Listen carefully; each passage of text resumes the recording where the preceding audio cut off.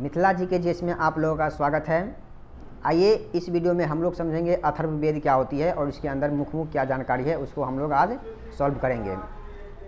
बाकी के 3 वेद मैंने पहले ही इसका वीडियो डिस्क्रिप्शन में डाल दिए हुए हैं, आप वहां से देख सकते हैं। ऋग्वेद, यजुर्वेद और सामवेद, इसका वीडियो डिस्क्रिप्शन में है, आप लोग देख सकते हैं। आज बात करेंगे अथर्ववेद की। तो अथर्ववेद क्या है, इसमें क्या क्या जानकारी मिलती है, कितने मंत्र हैं, कितने पद हैं, इसको समझेंगे और तमाम सारी बातें जो इसको समझते हैं। तो अगर आप अभी तक मेरे चैनल पर नए हैं और मेरे चैनल को सब्सक्राइब नहीं किए हैं तो सबसे पहले आप मेरे चैनल मिथिला जी के जीएस दरभंगा को सब्सक्राइब कर लीजिए, बगल में बेल आइकन है उसको भी दबा दीजिए और साथ में लाइक बटन भी दबाना ना भूले और अपने दोस्तों से भी शेयर करिएगा। तो आइए वीडियो स्टार्ट करते हैं। अथर्ववेद क्या है? अथर्वा ऋषि द्वारा रचित ये जो अथर्ववेद है ये अथर्वा ऋषि द्वारा लिखा गया है, यानी रचा गया है। यहाँ पर एक प्रश्न बनती है, अथर्ववेद की रचयिता कौन है? तो अथर्ववेद की रचयिता अथर्वा ऋषि है, इसको याद रखिएगा। इसमें कुल 731 मंत्र हैं। अथर्ववेद में कितने मंत्र हैं? तो 731 मंत्र हैं, लगभग 731 मंत्र हैं। और इसमें पद की बात करें तो इसमें 6000 पद हैं। अथर्ववेद में कितने पद हैं? 6000 पद हैं। ये भी क्वेश्चन है कि अथर्ववेद में कितने पद हैं? तो 6000 पद हैं। क्वेश्चन ये भी है कि अथर्ववेद में कुल कितने मंत्र हैं? तो 731 लगभग इतना मंत्र है। ओके, इसके कुछ मंत्र ऋग्वैदिक मंत्रों से भी प्राचीनतर है। इसमें जो कुछ मंत्र हैं अथर्ववेद में उसमें ऋग्वेदों से भी कुछ प्राचीनतर है। अथर्ववेद कन्याओं की जन्म की निंदा करता है। कन्या यानी बालिका यानी लड़की, महिलाओं की जो जन्म होती है उसकी निंदा करती है। कौन? तो अथर्ववेद। प्रश्न है कि कन्याओं का निंदा किस वेद से मिलती है या फिर महिलाओं की निंदा किस वेद से मिलती है? तो अथर्ववेद से मिलती है। नेक्स्ट है ऐतिहासिक दृष्टि से अथर्ववेद का महत्व इस बात में है कि इसमें सामान्य पुरुषों के विचारों तथा अंधविश्वासियों का विवरण मिलता है। देखिए अथर्ववेद में जो है सो सामान्य मनुष्य की विचार और उसकी अंधविश्वास जो होती है उसकी जो है सो विवरण इसमें मिलता है। तो यहाँ एक प्रश्न बनती है कि सामान्य मनुष्य की विचार तथा अंधविश्वासियों का विवरण कहाँ मिलता है? तो अथर्ववेद से मिलता है। नेक्स्ट है पृथ्वी सूक्त अथर्ववेद का प्रतिनिधि माना जाता है। ये जो है अथर्ववेद को जैसे पृथ्वी सूक्त का प्रतिनिधि माना जाता है। इसमें मानव जीवन के सभी पक्षों, गृह निर्माण, कृषि उन्नति, व्यापारिक मार्गों का गहन यानी खोज, रोग निवारण, समन्वय, विवाह तथा प्राणी गीतों, राजभक्ति, राजा का चुनाव, बहुत से वनस्पतियों एवं औषधियों, साप, वशीकरण, प्रायश्चित, मातृभूमि, महात्म्य आदि का विवरण दिया गया है। और इसमें कुछ मंत्र भी है जो जादू टोने की वर्णन करती है। इसमें अथर्ववेद में अब प्रश्न यहाँ पर उठती है कि गृह निर्माण का प्रतिनिधित्व कहाँ से माना गया है? तो अथर्ववेद से माना गया है। कृषि की उन्नति कहाँ से लिया गया है? तो अथर्ववेद से लिया गया है। व्यापारिक मार्गों का गहन कहाँ से लिया गया है? तो अथर्ववेद से लिया गया है। रोग निवारण का उपाय कहाँ से लिया गया है? तो अथर्ववेद से लिया गया है। समन्वय का निवारण कहाँ से लिया गया है? अथर्ववेद से लिया गया है। विवाह तथा प्रणय गीतों की निवारण कहाँ से लिया गया है? प्रतिनिधि कहाँ से होती है? तो अथर्ववेद से होती है। राजभक्ति की प्रतिनिधि कहाँ से होती है? तो अथर्ववेद से होती है। चुनाव, राजा का चुनाव यानी जैसे राजा पहले ज़माने में राज शासन होता करता था तो उस समय या फिर अभी जो राजा यानी प्रधानमंत्री होते हैं उसकी चुनाव कहाँ से होती है? तो अथर्ववेद से होती है। ऐसे बहुत सारी तमाम सारी जानकारी है। वनस्पतियों एवं औषधियों अथर्ववेद से इसकी मिलती है। साप ये अथर्ववेद से मिलती है। वशीकरण अथर्ववेद से आती है। प्रायश्चित अथर्ववेद से आती है। मातृभूमि का महात्म्य कहाँ से आती है? तो अथर्ववेद से आती है। ये सब याद रखिएगा। इसमें कुछ मंत्र है जो जादू टोने का भी वर्णन करता है, तंत्र मंत्र का। नेक्स्ट है अथर्ववेद में परीक्षित को कुरुओं का राजा कहा गया है। परीक्षित, राजा परीक्षित, जो भागवत गीता में भागवत में इसका वर्णन है। राजा परीक्षित जिनको तक्षक नाग ने काट लिया था और भागवत सुनने से उनकी मुक्ति हुई थी, तो वही राजा परीक्षित जिसको कुरुओं का राजा कहा गया है। ठीक है, तो कुरुओं का राजा किसे कहा गया है? तो परीक्षित को। ये कहाँ, इसका वर्णन कहाँ मिलता है? तो अथर्व में मिलता है। तथा कुरु देश की समृद्धि का अच्छा चित्रण मिलता है इसमें। और कुरु वंश की समृद्धि का अच्छा चित्रण किस वेद से मिलती है? तो अथर्ववेद से मिलती है। नेक्स्ट है वेदों को भली भांति समझने के लिए 6 वेदांगों की रचना हुई है। वेद को अच्छी तरह से समझने के लिए, बढ़िया से समझने के लिए 6 वेदांगों की रचना की गई है जो मुख्य रूप से जरूरी है। पहला, शिक्षा होनी चाहिए, ज्योतिषी का ज्ञान होनी चाहिए, कल्प होनी चाहिए, व्याकरण आनी चाहिए, निरुक्त तथा छंद। ये 6 प्रकार की जो वेदांग है ये वेदों को समझने के लिए आवश्यक है। नेक्स्ट है, भारतीय ऐतिहासिक कथाओं का सबसे अच्छा क्रमबद्ध विवरण पुराणों से मिलता है।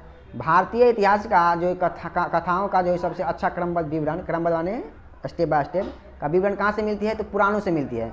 इस पुराणों की संख्या कितनी है? इस पुराणों की संख्या 18 है। कितने पुराण हैं? आप क्वेश्चन यहाँ होती है, सनातन संस्कृति यानी हिंदू धर्म में कितने पुराण हैं? तो 18 पुराण हैं। कितने पुराण हैं? 18 पुराण हैं, जिनमें से केवल 5 पुराण ऐसे हैं जिसमें राजाओं का वंशावली मिलता है। जो बड़े बड़े राजा हुए हैं उसकी वंशावली उस पुराण में मिलती है। बाकी ये 5 पुराण ऐसे हैं जिसमें राजाओं का वंशावली मिलती है और बाकी 13 पुराण में ऐसा वंशावली नहीं, राजाओं का विवरण नहीं मिलती है। तो ये 5 पुराण कौन कौन सा है? मत्स्य पुराण, वायु पुराण, विष्णु पुराण, ब्रह्म पुराण और भागवत पुराण में राजाओं की वंशावली पाई जाती है। नेक्स्ट है, अधिकतर पुराण सरल संस्कृत श्लोक में लिखे गए हैं, जो ताकि लोगों को समझ में आ सके। अधिकतर पुराण किस श्लोक में लिखा गया है? तो सरल संस्कृत श्लोक में लिखा गया है। स्त्रियां तथा शूद्र जिन्हें वेद पढ़ने की अनुमति नहीं थी वे भी पुराण सुन सकते हैं।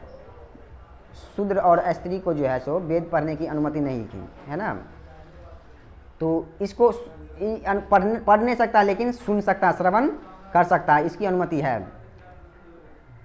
पुराणों का पाठ पुजारी मंदिर में क्या करते थे? पहले ज़माने में क्या होते थे, जो पुराण होती थी उसकी पाठ लोग मंदिर में किया करते थे, ताकि सबसे अच्छा जगह, अभी भी आज के समय में भी वही पवित्र और अच्छी धार्मिक स्थल वही है, इसलिए वहाँ किया करते थे। नेक्स्ट है, स्त्री की सर्वाधिक गिरी हुई स्थिति मैत्रेयनी संहिता से प्राप्त होती है। तो एक प्रश्न यहाँ बनती है, स्त्रियों की सबसे गिरी हुई स्थिति किस संहिता से प्राप्त होती है? तो मैत्रेयनी संहिता से प्राप्त होती है, जिसमें जुआ और शराब की भांति, जुआ खेलते हैं ना लोग और शराब पीते हैं, तो जुआ और शराब की भांति पुरुष का तीसरा मुख्य दोष बताया गया है। किसको बताया गया है? तो स्त्री को बताया गया है। किस वेद में बताया गया है? तो अथर्ववेद में बताया गया है।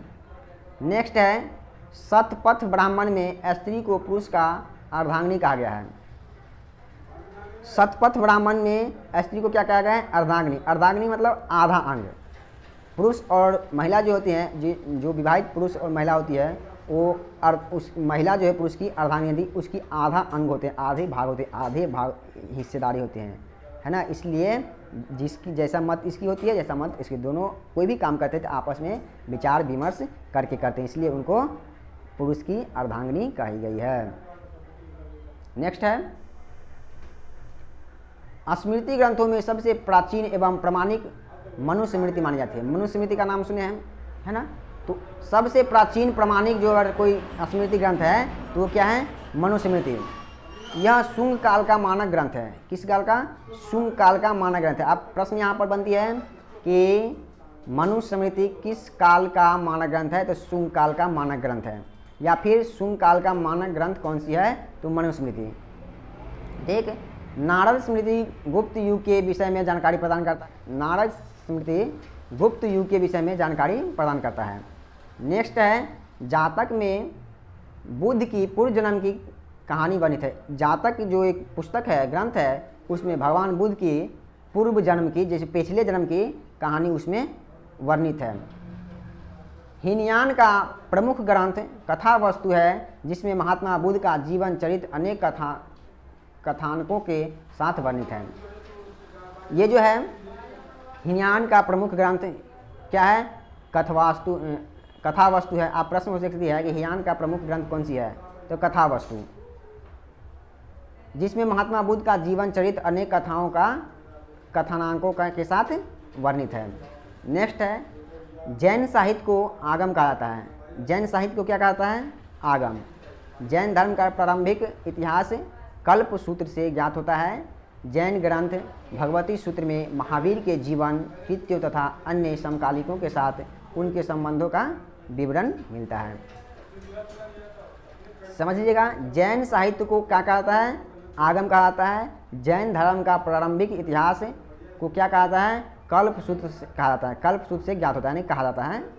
जैन ग्रंथ भगवती सूत्र में महावीर के जीवन कृत्यों तथा अन्य समकालीन जो उनके साथ संबंधों का क्या है? विवरण उसमें मिलता है। किसमें? जैन साहित्य में। नेक्स्ट है अर्थशास्त्र के लेखक चाणक्य। चाणक्य का नाम खूब सुनेंगे, है ना, चाणक्य। तो अर्थशास्त्र के लेखक कौन है? चाणक्य है। चाणक्य जिसको कौटिल्य कहा जाता है, कौटिल्य शास्त्र की रचयिता, राजनीति शास्त्र की रचयिता, इसको विष्णुगुप्त भी कहा जाता है। यह 15 अधिकरणों एवं 180 प्रकरणों में विभाजित है। कितने में? 15 अधिकरणों एवं 180 प्रकरणों में विभाजित है। इससे मौर्यकालीन इतिहास की जानकारी प्राप्त होती है। ये जो है अर्थशास्त्र के लेखक चाणक्य, इसके जो ग्रंथ रचना कौटिल्य शास्त्र, अर्थशास्त्र, इससे मौर्यकालीन इतिहास का जानकारी प्राप्त होता है। नेक्स्ट है संस्कृत साहित्य में ऐतिहासिक घटनाओं को क्रमबद्ध लिखने का सर्वप्रथम प्रयास कलह के द्वारा किया गया है। संस्कृत साहित्य में ऐतिहासिक घटनाओं को क्रमबद्ध लिखने का सर्वप्रथम प्रयास किसके द्वारा किया गया है? तो कलह के द्वारा किया गया है। इसको याद रखिएगा। कलह द्वारा रचित पुस्तक राज तरंगिणी है, जिसका संबंध कश्मीर के इतिहास से लिया गया है। कलह द्वारा कौन सी पुस्तक है रचित? राज तरंगिणी, जिसका इतिहास कहाँ से लिया गया है? कश्मीर के इतिहास से लिया गया है। नेक्स्ट है अष्टाध्याय। खूब नाम सुने होंगे। अष्टाध्याय का लेखक कौन है? पाणिनि, जो संस्कृत के पिता कहे जाते हैं, फादर ऑफ संस्कृत। कौन है? पाणिनि। संस्कृत भाषा यानी व्याकरण की प्रथम पुस्तक के लेखक अष्टाध्याय का लेखक कौन है? पाणिनि ऋषि है। ठीक है। इससे मौर्य के पहले का इतिहास तथा मौर्य युगीन राजनीतिक अथवा अवस्था की जानकारी प्राप्त होती है। कात्यायनी एक ऋषि है।